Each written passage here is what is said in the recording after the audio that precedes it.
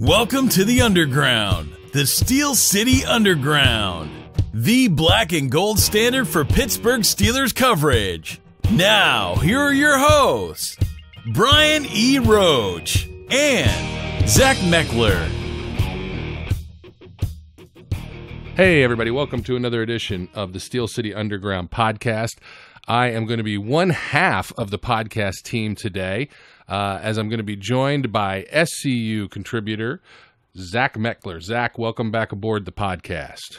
Yeah, it's a good time to be back, especially with draft season underway, and I couldn't be happier. Absolutely. So, Zach and I have been sort of chatting offline in the back rooms of SCU, along with, some of our other SCU compadres like Eric, the king of the millennials, and the Zach who fails to spell his name correctly without an H, Zachadonia, talking about the combine, talking about where the Steelers may go. And now that there's only one day left to the combine, because this is Sunday night when we're recording this, we're gonna kind of review where we're at, because there's some guys that the Steelers might be looking at in this, and I think there's some surprise performances that occurred. But, and Zach's been waiting for this. Before we get started, I want to talk about what is looming this week in addition to the end of the combine. And that would be the date of March the 6th, which, Zach, do you happen to know what that date might be tied to? I know free agency starts on the 14th. If I'm not mistaken, the 6th is the tag deadline. That's what it is. The tag deadline. And, the Steelers and Le'Veon Bell have continued to say that they really want to get a long-term deal done. And I'm sure that that's true. They really want to get a long-term deal done. I am becoming less and less inclined to believe that they are going to get a long-term deal done at this point. There was a soft deadline, I think that was the 20th, was that what it was, or the 24th, something like that, that Bell put in place to have a deal done. That's moved on. We have no deal. Most people that spoke up about that this weekend all felt that Bell was going to be franchise tagged. And Bell has said, if he's tagged, if they use the tag again on me, I will not play under the tag. Now, I would consider retirement. And he backed off the retirement talk, I think. But it's clear he doesn't want to play under the tag. And the tag is something like, $14.6 million or something like that this time? Yep. So, 14.5. Yeah. So the thing is, last season when we got into this kind of a conundrum about Bell and his contract, we said, okay, the tag's 12 point whatever. And, the Steelers are going to make him an offer that has to be better than 12 point something, because why would he take less than the tag? And I thought that the offer that they gave him, even if we don't know the exact numbers and the exact details, it sure sounded like the offer that they gave him last year was a decent offer. A good offer, a resetting the running back market type offer, all of which he said he wants. The only thing was it probably wasn't $15 million a year. And do you think, trying to read into his mindset the esoteric nature of the things he says at times, the changes to his visibility within the interwebs on Instagram and Twitter and whatnot, what do you think Bell is thinking? Do you think he wants $15 million a year still? Do you think that he is going to get $15 million a year? Do you think he's going to get a deal from the Steelers that's $14 million a year? Where do you see things going? I've spent a lot of time, really since last offseason, thinking about this, since this is really something that's been on most of our minds at one time or another since last March.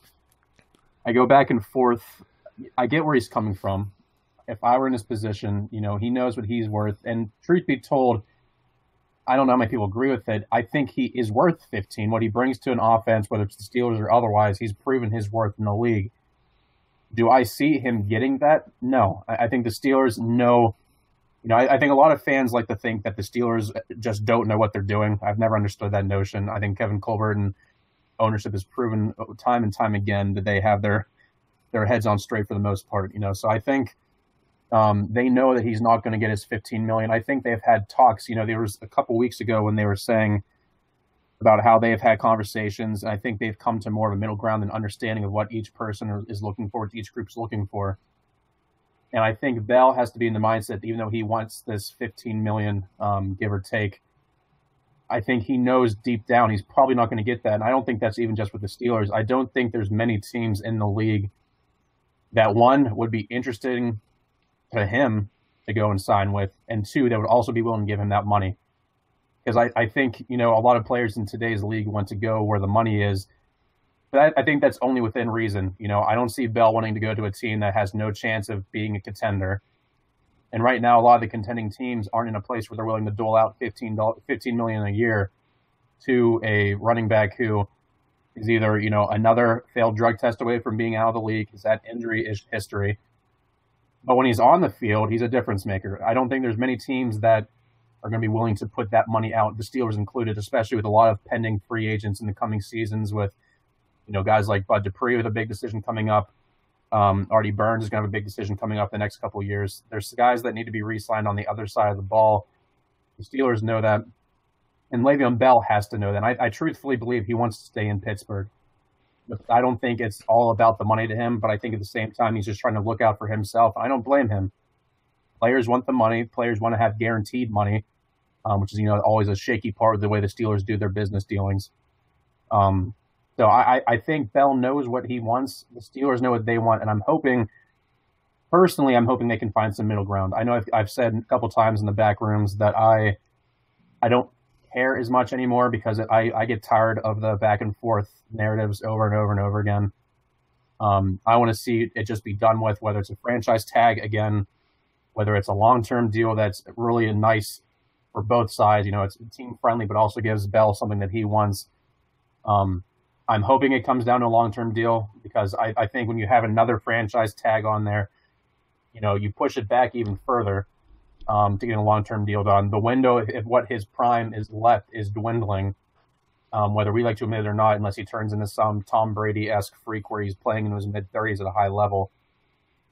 His window is closing. If you add another franchise tag onto it right now, continue to drag out how much you can get a long-term deal out of it, then you're pushing even more backload and more age onto him where by the time his contract's done, he's not even performing close to that high level anymore if you continue using him the way you've been using him. So I want to see a deal get done this year that's team-friendly. I'm hoping Bell is able to give some ground and understand that realistically $15 million is probably not in the cards. And also the Steelers are still flexible enough to kind of give him something to keep him on board. Yeah, I think... Well, I guess push comes to shove. Let me ask you this. Push comes to shove. They tagging him on Tuesday. I think so. I mean, they've said a lot of stuff. I know the Steelers have never been a team to kind of openly air what's going on behind closed doors, which I've always respected about the organization. A lot of stuff we deal with is speculation, but I don't think anything has happened over the last week or so, or even since that arbitrary date that they set back in February. I don't think anything has happened that would make me feel comfortable to believe that they genuinely will get a deal done. So I believe the tag is coming on March 6th. So do I. Let me ask you this. If they don't tag him, let's say that behind the scenes they've said, look, we're going to let you go ahead and test the waters. We ask through a handshake deal that when you do, if somebody makes you a contract offer that you think is great, at least let us have the opportunity to match it. And we'll let you go ahead and test the free agent waters. Now, I think that'd be foolish of them. I don't think that there's any way that they do it. But let's say, hypothetically, that they decided that through these conversations with Bell they did. Do you think anybody's going to give him that money? No. I think, like I said, I think the concept of him having the injury history that he's had, albeit, I don't think any of them were, career-threatening, really major injuries. I think a lot of them are just freak accident type of injuries. Yep. You still have to keep that in your mind, especially when he had a huge load at Michigan State. He's had a huge load in the NFL. He has the wear and tear, and he's had injuries and off-season surgeries and things of that nature. That's concerning to me.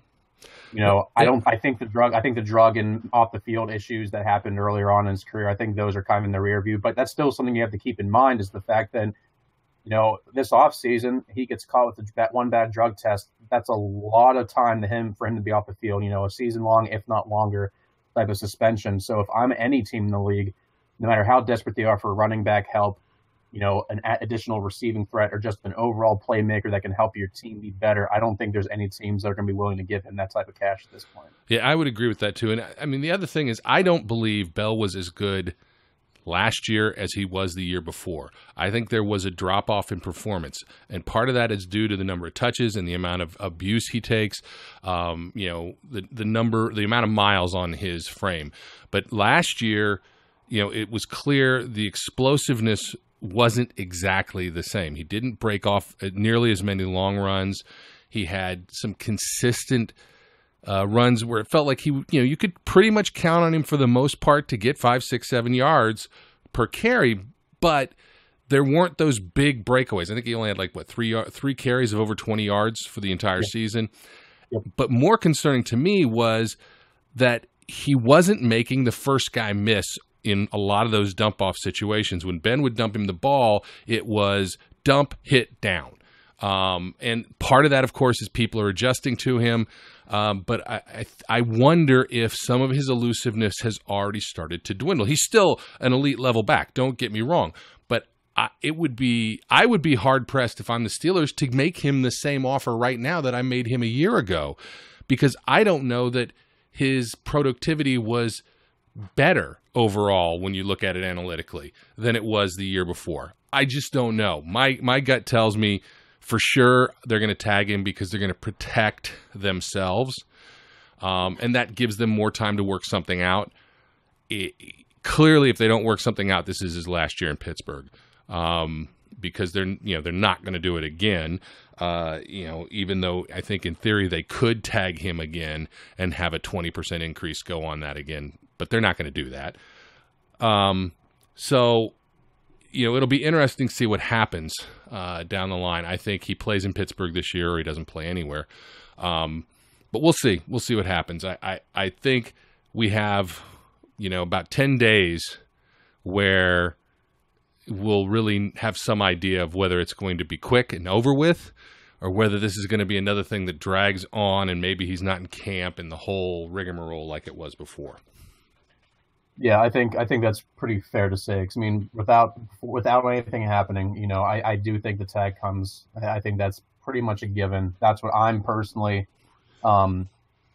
expecting and preparing for. If they get a deal done and, Adam Schefter, Ian Rappaport, Jeremy Fowler, whomever, releases some information like on March 5th that a long-term deal is done, great.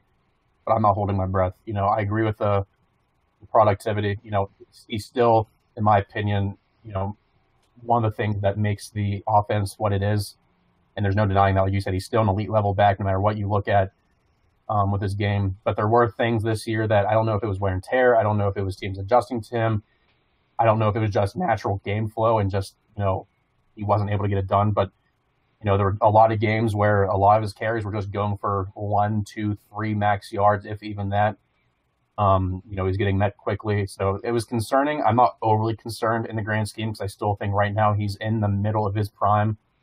I think he's still the best back in the league.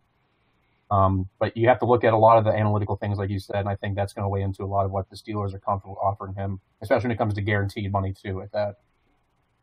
Yeah. Okay. So that was my big surprise topic, and we've now beaten that into the ground, which is great. So let's move to the combine now. And, we've had several days of this. Joe and I were talking about it early last week, and I told Joe that, in my opinion, the combine is essentially a beauty pageant, plus interviews. And while it's great, and you do get a sense of the athleticism of some of these guys, it really is, in a lot of ways, immaterial what these numbers are. It's the game tape, it's the interviews, and it's the medicals that are really going to, I think, make people's minds up. Nonetheless, there were some surprises that did occur over the past few days. And I'm going to ask you some questions about this because you're probably a little more tuned into this than I am. And in some ways, like I'm really not concerned heavily with the running back class right now. We shouldn't, in my mind, be concerned with the quarterback class right now from the perspective of the Steelers, because, even though there may be some really great quarterbacks there, they're probably not going to be falling at 28. And if they do, Steelers probably aren't going to take them. I mean, can you imagine a scenario where we take a quarterback round one? So when it comes to the combine, I know there's a lot of what's made of, the Steelers or whatever team you want to insert there is formally met with a player. And I know there's a lot that's made, and I was surprised that the Steelers reached out and had a formal interview with Lamar Jackson. They had a formal interview, I'm pretty sure it was formal, not informal, with Mason Rudolph. I don't see it happening. I mean, even if they're both there, I think the Steelers, again, are just doing their due diligence. I mean, they've met with quarterbacks at the combine now for 4 straight years. I don't think it's anything more than them just doing what they need to do to kind of see where these players are, maybe test the waters with other teams. I don't see it happening. Unless by some work of some divine intervention that a player like Josh Rosen or Sam Darnold or even Baker Mayfield fell all the way to 28 and all the other GMs in the league just said, whatever, and the Steelers had an opportunity to take them, then yeah, but that's not happening. I mean, let's be real. That's not happening. So, there have been some mock drafts that have the Steelers taking Darius Geese or whatever, however you say his name. I don't believe that's going to happen either. I think one mock draft had them taking Sony Mikel as a running back at 28. I just don't see that either. Now, certainly, that can go sideways if in the next 10 days we have no deal with Bell. There is, especially if Bell basically indicates, I'm not playing. I'm sitting out. I'm not going to play this year. That could change things dramatically. But I'm not sure that whatever his name is, Darius, I'm not sure he's even going to be there at 28. I mean, he had a decent combine, and there are a lot of quarter or running back needs above that.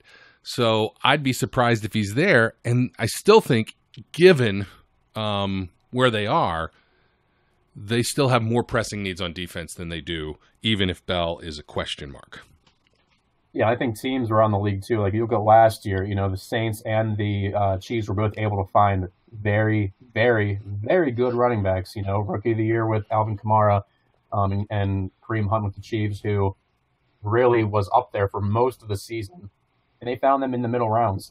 These, unless you're getting like the Saquon Barkleys of the world, like the Leonard Fournettes, Ezekiel Elliott's, who are the bona fide number 1 top of the draft guys, I think there are teams that are finding success with getting guys in the middle of draft. So unless you had a guy like Barkley, again, by some divine intervention that he fell all the way to 28th, there's really no need to take it back that early. The Steelers were able to snag James Conner in the 3rd last year.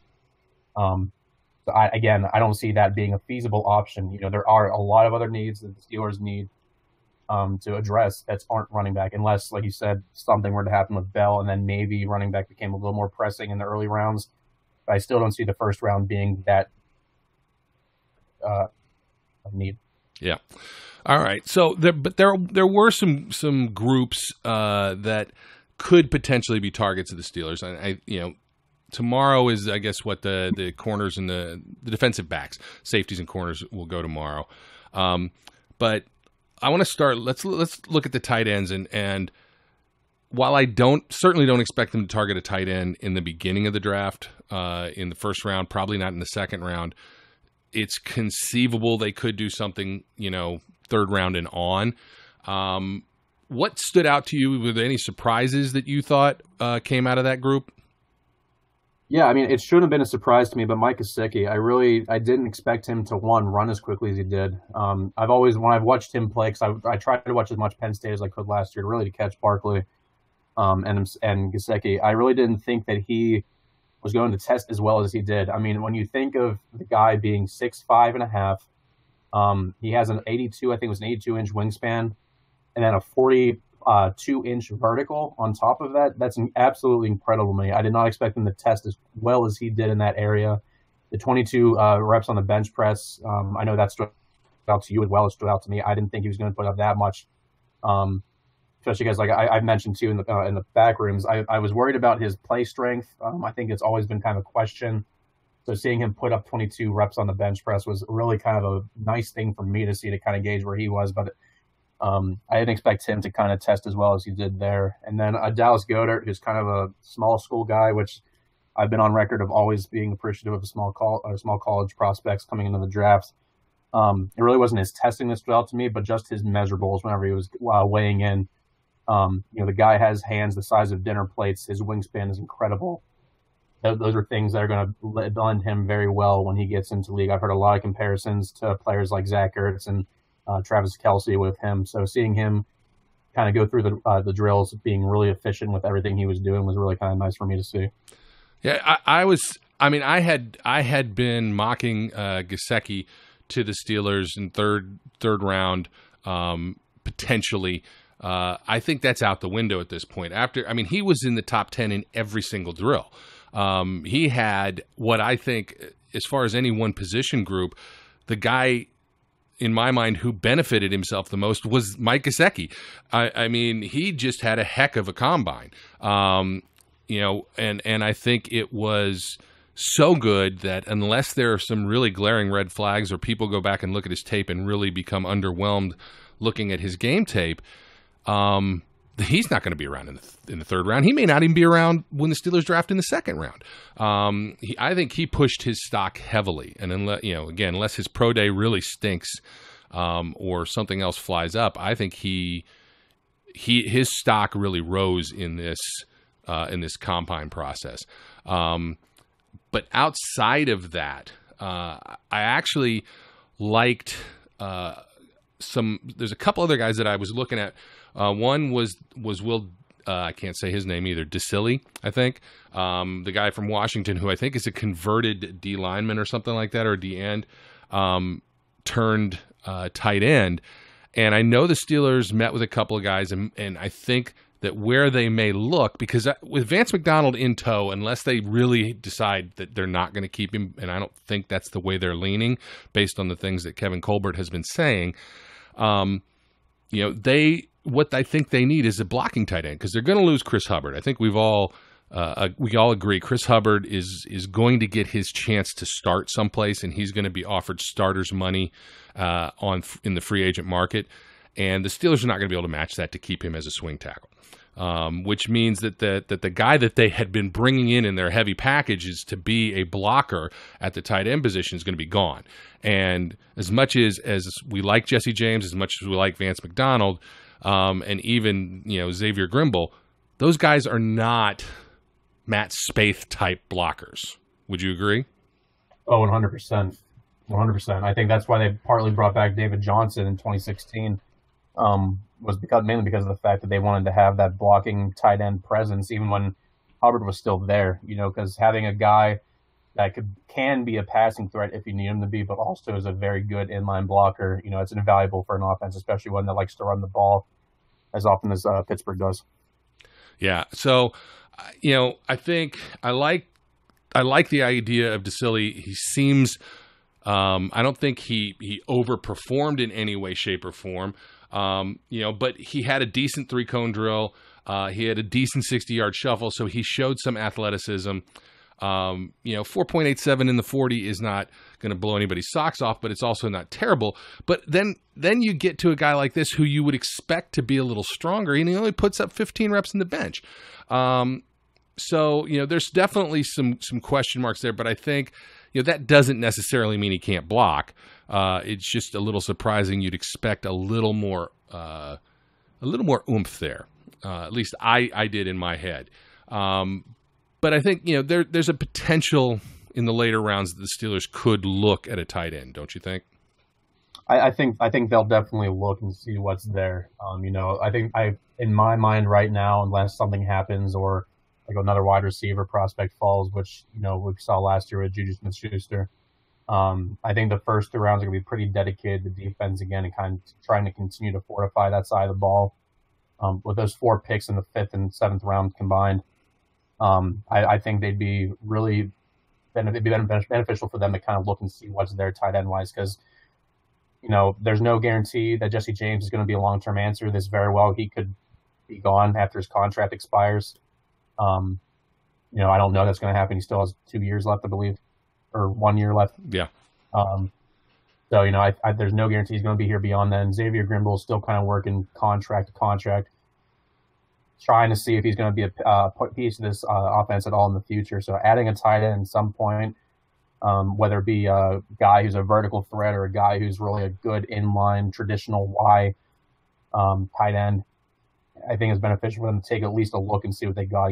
I've seen a lot of these formal interviews they've done with these kind of really old school blocking style tight ends like Disley and Fumagalli and guys like that. So it'll be interesting to see if that's what happens. But I think it would be at least a smart move to consider later on in day 3. Yep. And you mentioned wide receivers. I'm gonna ask if anybody jumped out at you. The only one that really kind of shocked me was Shark. I did not anticipate the vertical or the speed from him, even though I know he's a speed guy. He kind of was a bit faster than I expected.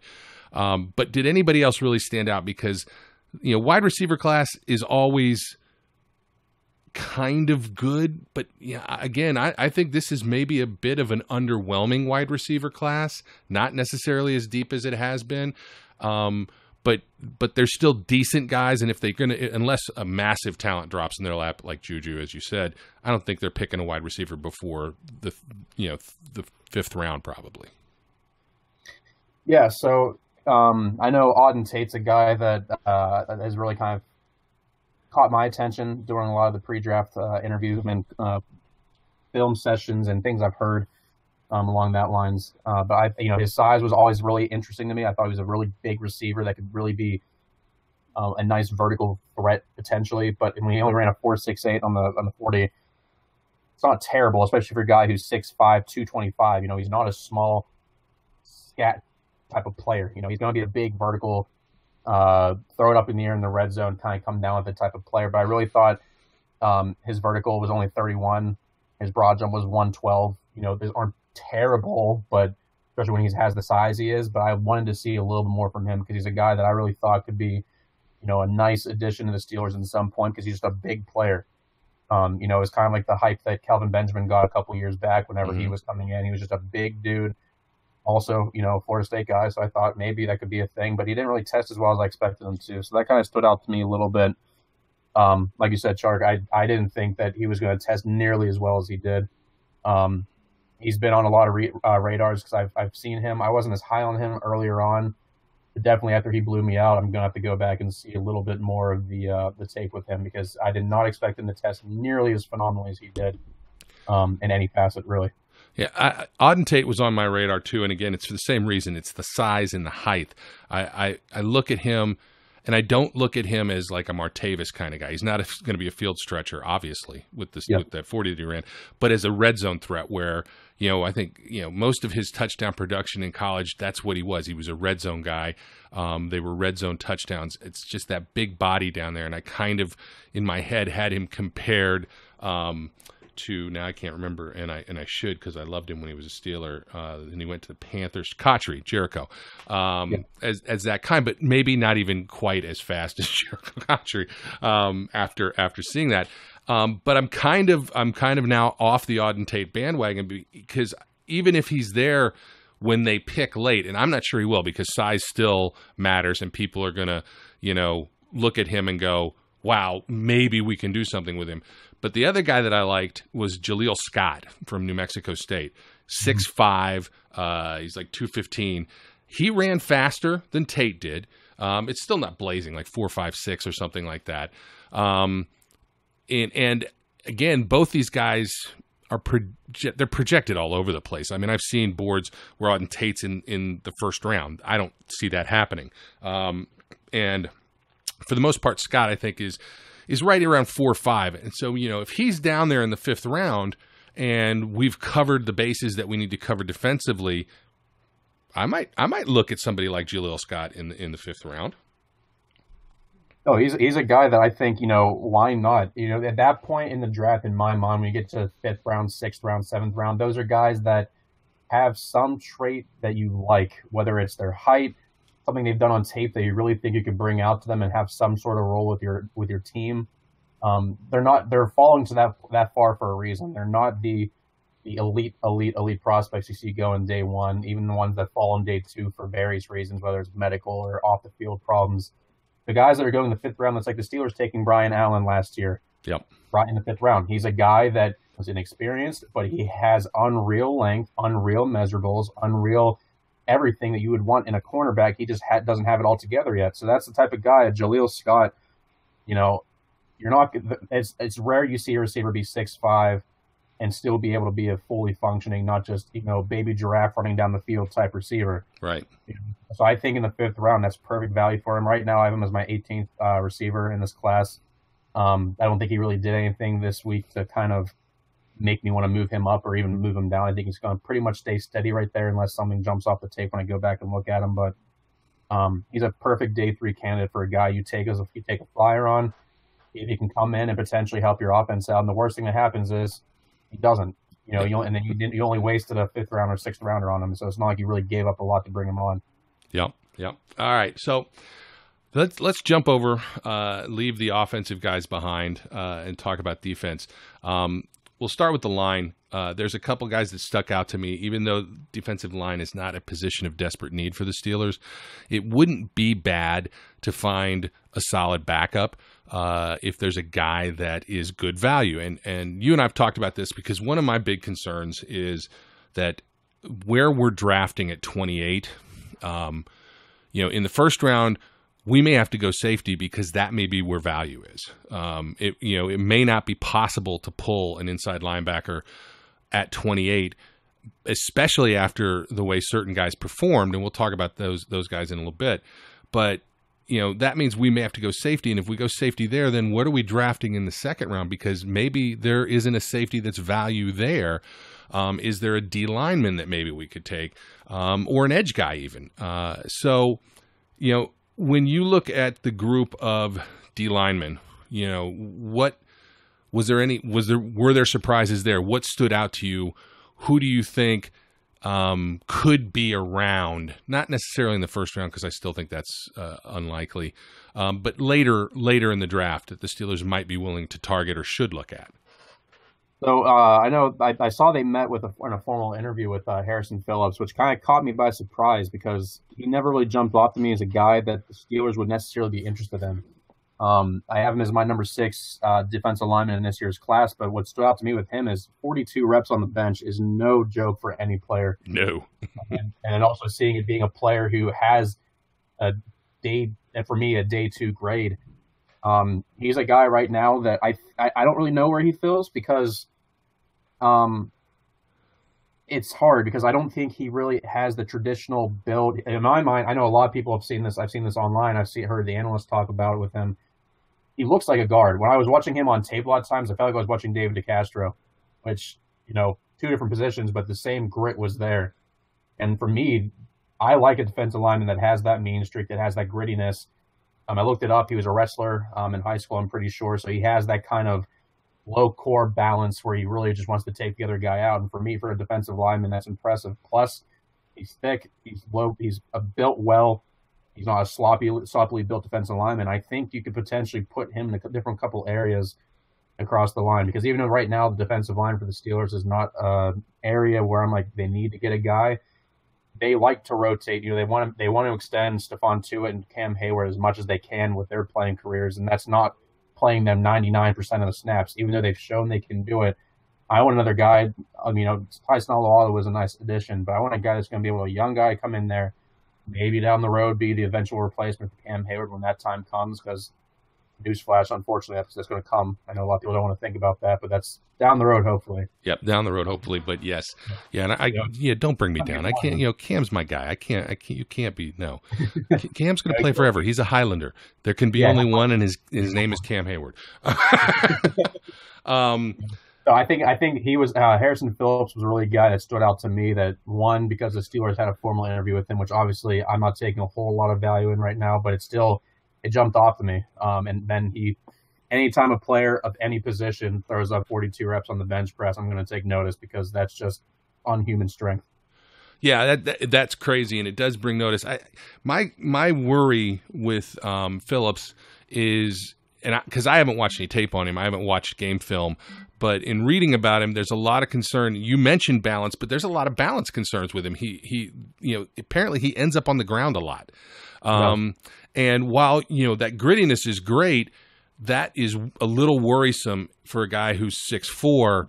If he's got balance issues. And, I didn't see anything in his combine work that would make me think he is, fluid or real easy in his motion. I mean, he was lower end on most of the drills.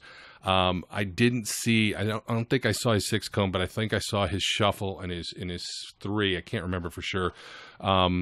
Because I got distracted a couple times while I was watching it. Sometimes it's hard to watch the combine. But he didn't jump out to me in anything beyond that bench. But that bench is impressive, and it is hard. I mean, 42 reps is, as you said, that's no joke. We were also talking a guy that I'm falling heavily in like with for late in the game, and this goes to your small school stuff, is Nathan Shepard. Very raw. But, man, watching him in the shuttle, watching him in the 3 cone and the other drills, he's got punch. He's aggressive. His change of direction looked good to me. He could, as you said, he can move his hips. He just seems like he's got the building blocks there. He played against, obviously much lower competition levels, but late in the 5th, and we don't have a 6th round pick unless we move around and try and get one. But even possibly, although I don't think so after people seeing him at the combine, in the upper ends of the 7th, if he's around, that's a guy I'm looking at.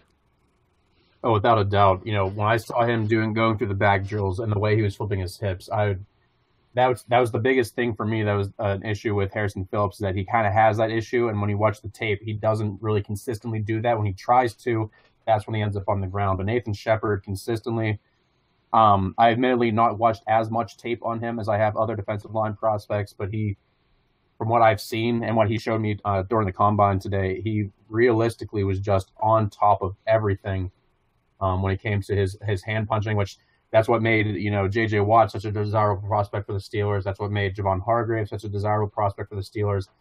Heavy hands are never a bad thing when it comes to defensive linemen. And being able to be flexible and fluid and being able to have that motion when it comes to rushing defensive line, when it comes to trying to anchor down, not over pursue behind the line of scrimmage, that's important to me. And also, I think he's versatile. I think his size allows him. He's athletic enough and he's big enough to kind of move between anywhere from a nose out to a 5 tech in my mind, which is awesome. That's something they've tried to do with LT Walton. I think it's worked for the most part. But finding another guy that could do all 3 and really kind of help you build that rotation to kind of keep all the defensive linemen fresh. Like you said, he's raw, but now, John Mitchell's still going to be involved in all that process. Carl Dunbar is a very excellent defensive line mind. I was really excited to see that hiring. Nathan Shepard is the type of player that you're going to want to hand to those guys and say, bring it out, put it together, make him into a Steelers defensive lineman. And I would not mind at all seeing him being a 5th round guy if he doesn't, shoot up farther than that at this point. Yep. Plus, he's Canadian, so I just want to hear him in an interview go, "Okay, sorry, eh?" Just oh yeah, I missed that. Sorry. I need to hear that. Exactly. But all right, so. Is there anybody else that you see as a potential target for the Steelers on the line? Because I don't know, and I don't expect them to really look at it until late. In my mind, Deron Payne's a guy I've been high on for a while now. I think he's a guy that could potentially still be there towards the end of the 1st, and I think the only way they would ever pull the trigger on a guy like him, every other prospect they were possibly looking at was gone, and he was simply just the highest player still left on the board. Between the safety prospects, the inside linebacker prospects, the quarterback prospects. He was just the best one that was left available. And also having that connection with Carl Dunbar again from Alabama, that could potentially be a thing. He was really the only guy to me that I could see potentially as a player that would fit into the mold of what I would want for a Steelers defensive lineman. Other than that, there's players that could do well with the Steelers. I just don't think there's anything right now that really would warrant me wanting to spend a first or second round pick on them, unless, like I said, the board just happened to fall that way, and instead of trading back or trading up or whatever, just settling with a guy, which I don't think the Steelers typically want to do, is settle with a player that they're not 100% sold on. So I don't see it happening, but Deron Payne was really the only other prospect that kind of stood out to me as a prospect that could be someone to keep watch on as the process moves along. All right, this is a crazy question. So things just go a certain way, let's say, in the draft, and Vita Vea is there at 28. What do you do? I don't see it happening, but if it did, by some work of whatever divine intervention again, I think he'd be an interesting addition. I know I have people on Twitter frequently tell me that they have nothing against Javon Hargrave, but they want the Steelers to add another Casey Hampton type player. Yeah. When I see Vita Vea, I think a lot of Danny Shelton, but I see a better prospect than Danny Shelton was whenever he came out of Washington. I think I would like to see him lose a little weight if he comes in the league. I question a lot of his longevity as a guy that can be on the field for more than just 2 downs a series. But I think, I wouldn't be opposed to adding that big presence in the middle, especially because Javon Hargrave has the ability to kind of bump around a little bit. I think having a guy that was really what they hoped for with Dan McCullers, kind of being that big mountain of a man in the middle, I wouldn't mind it. If there was no one else on the board there at that point, then maybe. In my mind, the only way this happens is if essentially everybody else that they could possibly want has gone. And we're going to talk about the linebackers in a second to close this out. But all the linebackers that are first-round worthy are already taken. The safeties that are worthwhile are already taken. Corners are already taken. And that's what pushes him down, to be honest. If they all jump up over him, because he had a hamstring issue at the combine, so the only thing he really did, I think, is bench. Right. And, he'll save it up for his pro day. But, if for whatever reason he falls, it's because other guys jumped up. And in that case, I don't expect it to happen. But if he's there, I don't know. It's hard because of the way they've changed up things. Is he going to be position flexible enough that if they are running a 4-man front, he can play, one of those 2 insides, or is he really, a nose tackle kind of guy, period? I think he can do, move in and be a tackle, just be a second tackle in there. If you have Hargrave and him inside, Exactly. I don't even want to think about if I was an opposing offensive coordinator. That's not exactly a game plan I'd like to try to work every single week. Yeah, so I wouldn't be opposed to it, and it's just one of those things that keeps happening every now and then in the mock draft simulators that I play with. Every now and then he's there. It doesn't happen often, but every now and then he's there, and I'm always tempted. But be that as it may, the group that probably mattered the most to us this weekend was the linebacker group. And we have a lot of discussion in the back rooms about this. There's been a lot of discussions about where they're going to go. And there's going to be linebackers that we wouldn't mind having that are just going to be gone. They're not going to be around. Roquan Smith, Tremaine Edmonds, those guys are going to be gone for sure. If one of them falls, one of them falls. But I don't think they did anything in this combine to really hurt themselves. But I think both of us agree we expected them to be a little quicker. Yeah, the thing that's really kind of stood out to me is the fact that Roquan Smith was supposed to be this undersized guy. I mean, he ran a 4.53, so that's not terrible. That's still excellent for a middle linebacker prospect, regardless of position, as long as your name's not Ryan Shazier. Mm-hmm.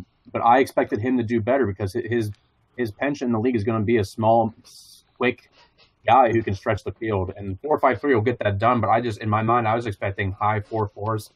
Maybe I was over expecting what to see from him. Same thing with Tremaine Edmonds. I thought, he's supposed to be this fast riser, and he is. I mean, I've contemplated putting him as my LB1 going into this draft, but I thought they would show a little more. And I'm not saying I'm disappointed because I don't think they did anything to hurt their stock by any means. I think they're still at 1 and 2, and they'll be both top 15 picks in my mind unless something catastrophic happens. But Tremaine Edmonds only put 19 up on the bench. He had a 117 broad jump.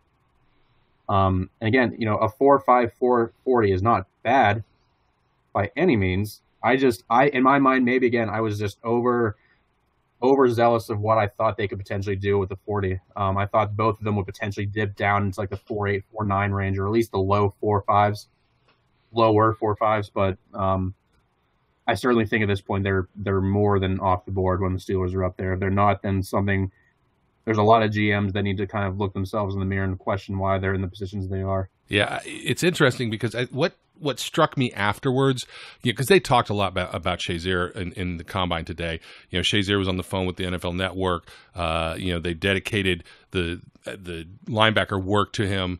The Steelers scout was there and talked about it. It's, even though we all, sometimes criticize Shazier for when he was over pursuing plays. But, we're I think, spoiled with what we think is fast. I mean, Shazier ran a 4.38 at his pro day. That's ridiculous fast for an inside linebacker. It's crazy fast. And so when we hear all these are the fastest guys in the universe, they're going to change the position, blah, blah, blah, we're expecting those kind of numbers. But really, 4.53 is pretty darn good. But you know what? Jerome Baker ran 4.53 from Ohio State. They're great numbers. I think we're spoiled. I think we expect all these other crazy, he's fast, so he's going to run a 4.4 flat. No, that's not reasonable, I guess. Yeah, I just don't know whether, the bottom line is that's really not bad. It's not. I think we just have to accept it's not. Now, but let's talk about the guy who did kind of run a 4.38. Which I think this one, nobody saw that coming from him. And his second run was in 4.5s. So there was a fairly large discrepancy between his first and second run. And that's Shaquem Griffin, who I think in some ways really stole the show for the linebacker group at this combine. And it started with that 40-yard dash. It's funny to me because he went from almost not getting invited to the combine supposedly to being one of the biggest standouts that we've seen this weekend so far. And I couldn't be happier for the guy. Backstory aside, it's an awesome story. There's no denying that. But he's hands down just a fun player to watch. It's been fun to watch him this weekend go through the drills, go through the bench press, go through the 40. I never in a million years, if you told me right now who would have the sub 4.4 40, Griffin's not the guy I would have pointed to by any means. I would have picked like a Malik Jefferson or a Roquan Smith. Yeah. To see him go and do what he was able to do, throw up 20 reps on the bench press, I never saw that happening. I never saw him as a power guy or a speed guy, and he did both. And I think realistically, I don't know where he fits in the league. I think he has good size, and he obviously has good athleticism now, even though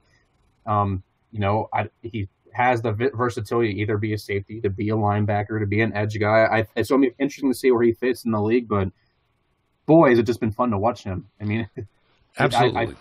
It's been awesome to see him do it this week, and his tape's good. He's always making plays on the field, so it's a great story. I don't know where he'll end up going. I know his brother went in the third last year. I don't know if he goes that high, because I don't think he's as polished as a product as Shaquille Griffin was, but it's been fun nonetheless, and I'm more than happy to see where he ends up going when it's all said and done. Absolutely, and I think the bottom line is he's going to get drafted. Somebody's going to call his name. The question will be where. And we had a lot of chatter about this after that 4.38. I agree with you. I think it's third. I don't think he quite gets into the second round. Look, the bottom line is there's always going to be some questions because of the fact that he's got one hand. Even though he plays really well, But I think that, there's the perception of, is he going to be limited on that side of his body? If somebody gets outside of him that way, how's he going to tackle him? So there is some questions of that. And I think that he knows how to deal with it. He knows how to overcome whatever he needs to overcome, because as you said, he just makes plays. He looks good on the field. His tape looks good, and he looked really good at the combine. So somebody's going to draft him. And I think, he has a potential career in the NFL, which is great.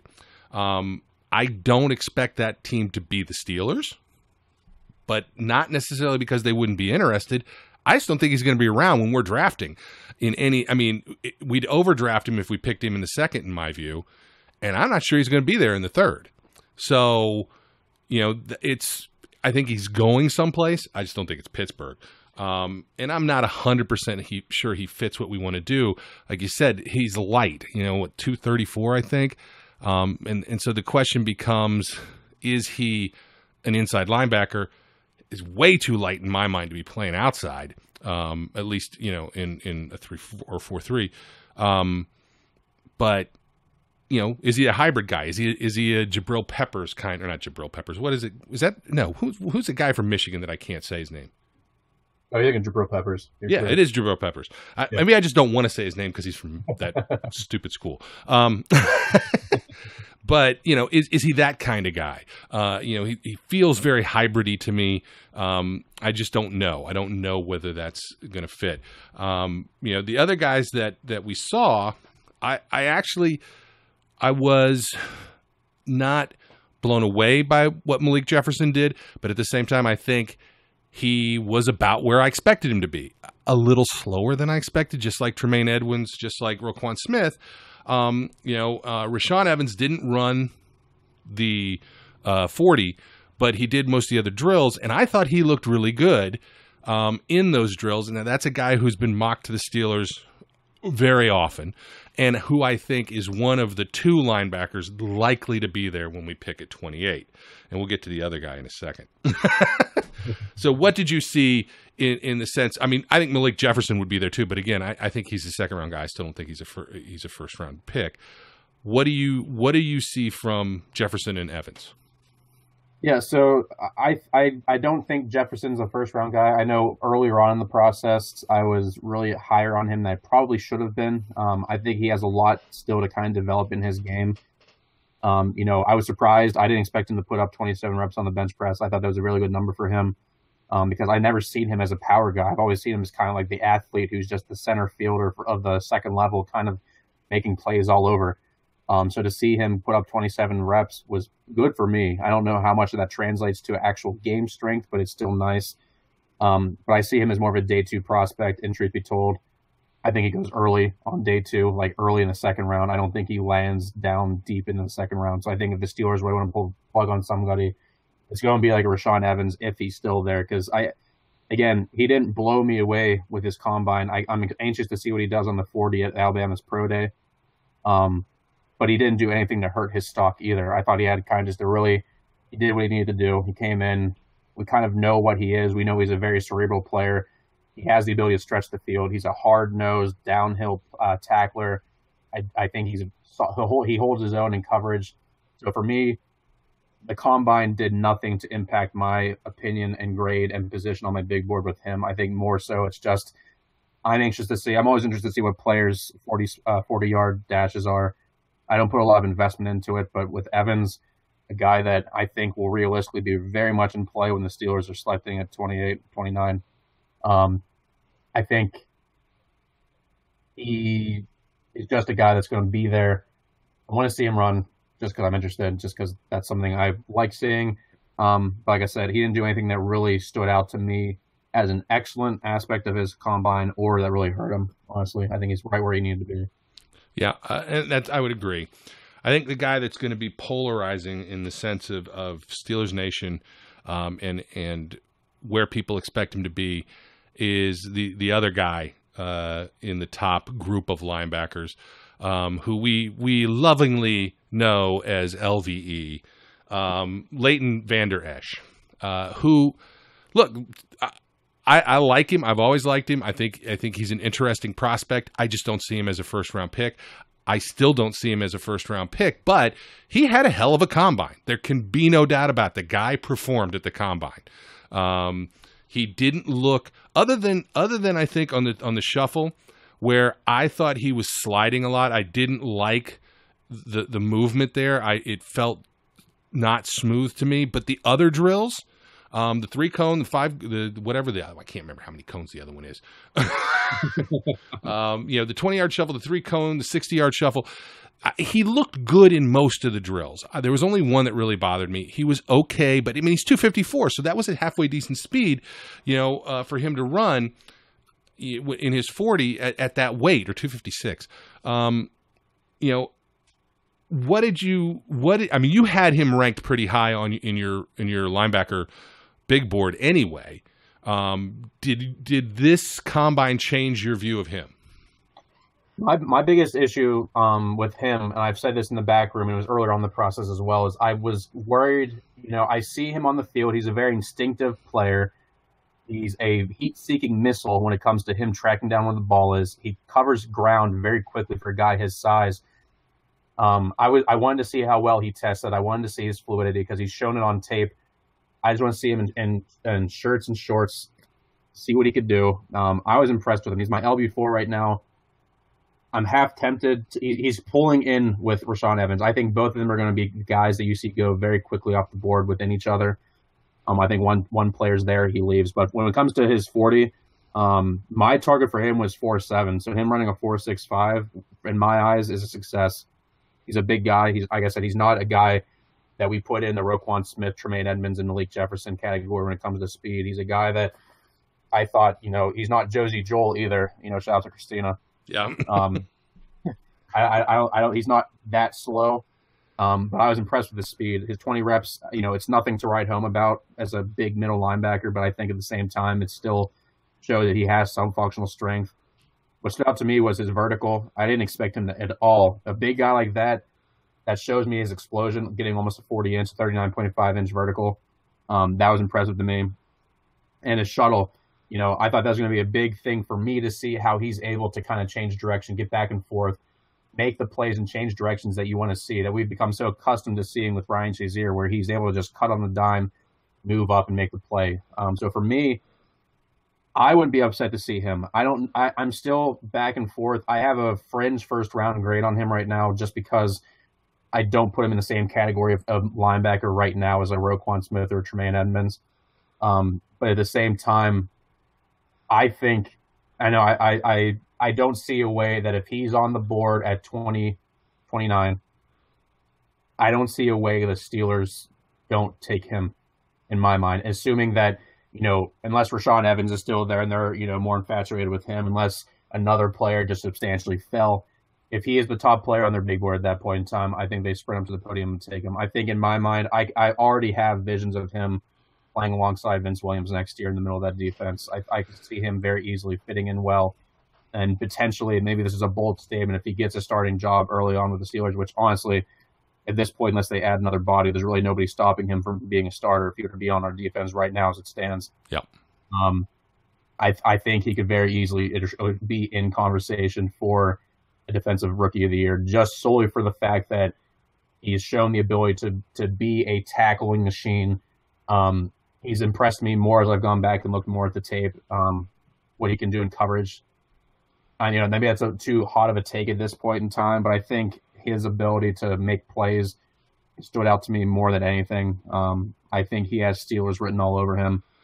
I don't know how I feel. Like you said, I'm not really on board with a first-round pick right now, but truth be told, I don't think he lasts far into the second round. I would agree. In my mind, the way I've always had the draft philosophies is if you think the player is going to be gone within the next 10 picks or so, it's not a reach, because he's clearly not going to last you in the next pick. So I think if he had to be the Steelers' first-round draft pick, I wouldn't be terribly upset at this point. Yeah, this is what I like about him. I mean, he has what I feel like is just ridiculous change of direction ability. He has the ability to change direction on a dime.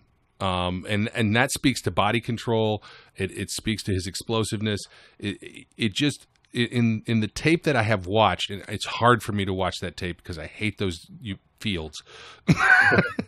But in the tape that I've seen of him, he analyzes, he sees, and he goes. And if the back changes, he's right there. Boom. I didn't see anything that dissuaded me of that in this.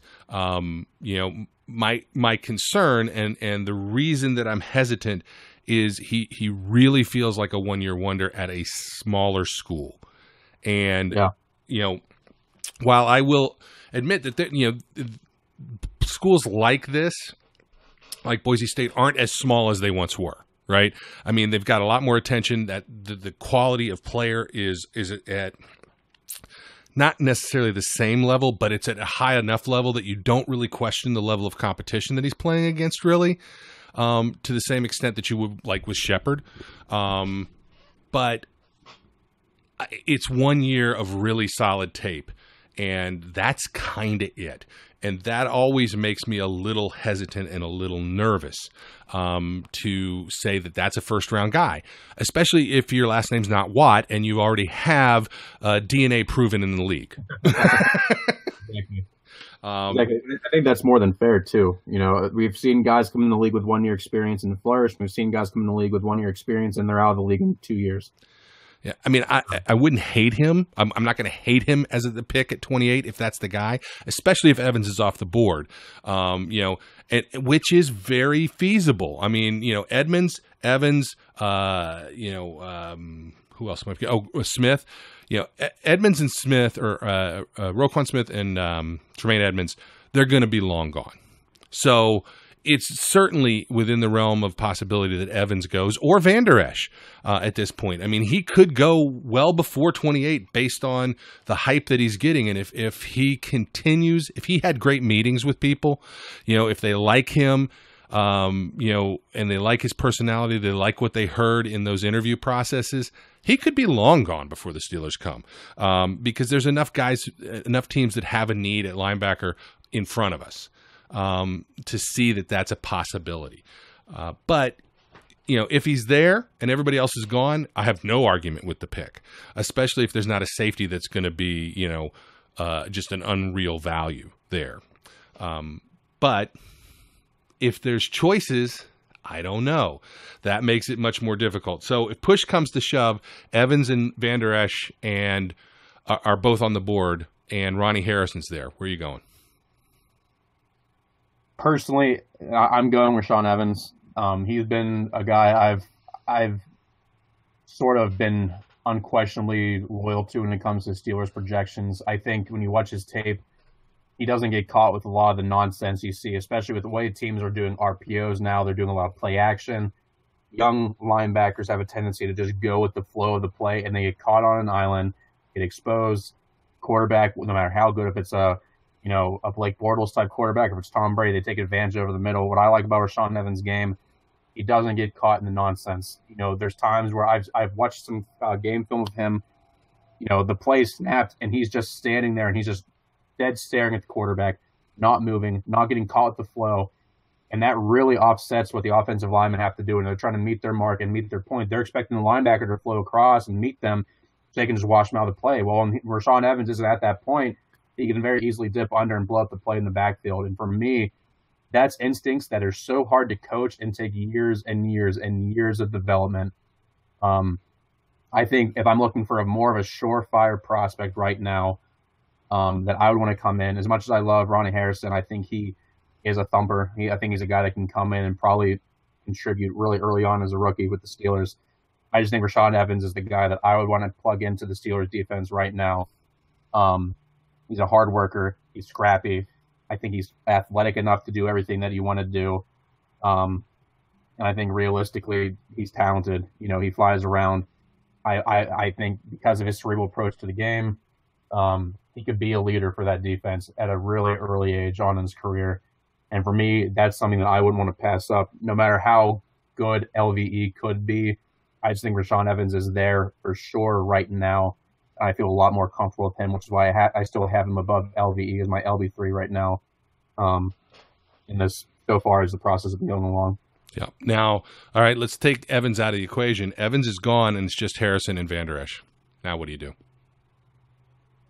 Probably, and maybe this is for me because I think that there's great value at safety later on in the draft, specifically in the third round. I know I've mentioned to you in the back rooms, I think the best section for safeties right now, at least in my humble opinion, is early on with the Derwin James, the Minkah Fitzpatricks of the world. And then kind of in the middle rounds, where Justin Reed's going to potentially be there, Kaiser White from WVU, Jordan Whitehead even, who still has some wrinkles to work out in his game, but he could be a developmental piece behind Mike Mitchell and Sean Davis. In my mind, I think there's pieces that could be found later on at safety. I mean, albeit this is a very deep linebacker class, but the top talent is still the top talent. Yep. And I think the top talent at linebacker is too good to pass up right now. So even though LVE is inexperienced, I think he's the guy that I would want to take right now. Because I still think when you're looking at immediate impact need, I think, as much as fans want to get rid of him, I think Mike Mitchell is still going to be here, although he might be under substantially less of a contract hit. Hopefully they can figure out something to get rid of that $8.1 million. But yeah, that's the big question with Mitchell. I don't think Mitchell will be here next year. I think he's going to be a cap casualty, especially if they can work something out with Bell, because I think they're going to need that room. But we'll see. But I agree with you. Yeah, if he's still on the roster, in my mind, I think safety is an important, very important need because regardless, Mitchell's probably going to be gone after either this year or after 2018, heading into 19. Yep. You need a guy to come in there and play. And in my mind, I'd rather take a flyer on one of these guys like a Justin Reed, who you're going to hear me beating the drum to his draft stock for a long time because I am completely enamored with his game. I'd rather see a guy like him come and learn behind Mitchell and Davis and kind of develop his game in that part because he wouldn't be needed to start right away compared to the fact that our Steelers inside linebacker depth is just abysmal right now. If you're comfortable with having Sean Spence go in there and start for another game, I don't want to see it happen. I like Metkevich and I like LJ Fort a lot. I just don't think that they're starters right now or even potentially ever. I think they're just very valuable depth pieces that are good special teams aces. So I think you're looking at middle linebacker as the one position right now that the Steelers need to address.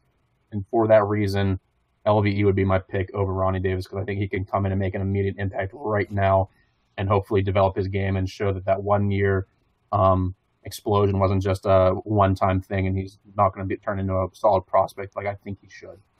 Absolutely. And I don't disagree with you at all. I think my leanings is if Evans is there, I take Evans. If Evans is gone, unless somebody like Derwin James falls, which I don't anticipate, then I take Van Der Esch. I completely agree with you. I like Justin Reed a lot. I also like Tremaine Edmonds' brother, who's a safety as well, as a potential growth kind of guy. So I think there is opportunity in the third round. The second round is where it kind of gets hinky for me because I just don't know whether there's value at that location for the Steelers in safety. But there'll be something there for sure. So, Zach, appreciate you taking the time. We went way deep into this, and hopefully we gave some good quality information to everybody.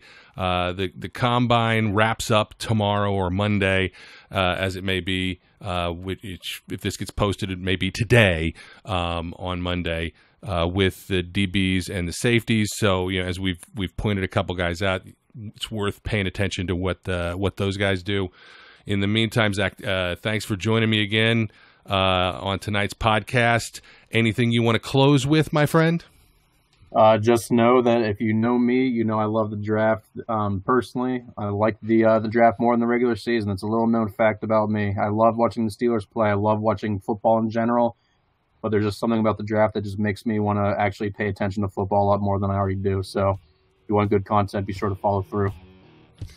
All right, that's going to wrap it up for this edition of the Steel City Underground podcast. He's Zach. I'm Brian. As always, it's chaos out there. We would like to thank you for listening and remind our listeners to follow us on social media and our website, www.steelcityunderground.com.